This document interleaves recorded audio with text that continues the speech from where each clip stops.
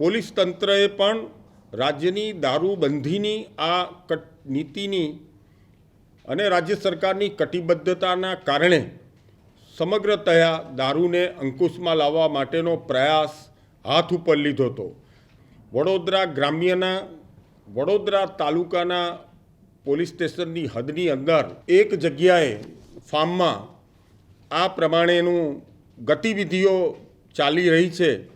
જેની માહિતી પ્રાથમિક તબક્કે મળતા એની રેકી કરી અને ત્યાં મોટી સંખ્યામાં વાહનો અને મોટી સંખ્યાની અંદર દારૂ પીવાની પ્રક્રિયા ચાલી રહી છે એ ધ્યાનમાં આવ્યું। ત્યારબાદ 5 જેટલી પોલીસ અધિકારીઓની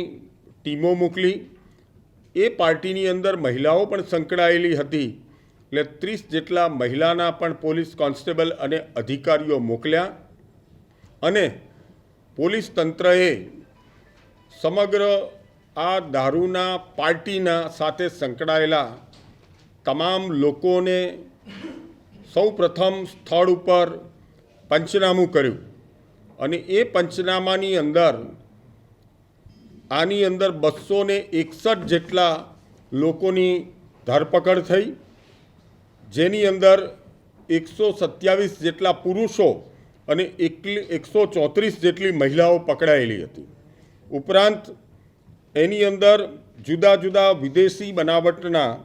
1,81,150 રૂપિયાનો દારૂ એ સ્થળ ઉપરથી કબજે કરવામાં આવ્યો અને આ દારૂ પીવા માટે આવેલા આ પાર્ટી સાથે સંકળાયેલા જુદા જુદા 90 જેટલા વાહનો, એટલે 18 કરોડથી વધુના વાહનોનો મુદ્દામાલ સહિત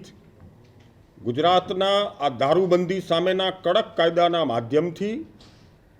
261 લોકો પકડીને આ રાજ્યની અંદર રાજ્ય સરકારની દારૂબંધીની નીતિના કડક અમલ માટે પોલીસ તંત્રએ જે જાગૃતતા દાખવી છે એ બદલ ગુજરાતના ગૃહ વિભાગના ઉચ્ચ અધિકારીઓ પોલીસ તંત્રને આ સફળતાપૂર્વક આયોજન કરવા બદલ અને સરકાર જે રીતે ઈચ્છી રહી છે એ પ્રમાણે કડકમાં કડક દારૂબંધીના નીતિનો અમલ કરાવ્યો છે, એ માટે હું પોલીસ તંત્રને અભિનંદન આપું છું।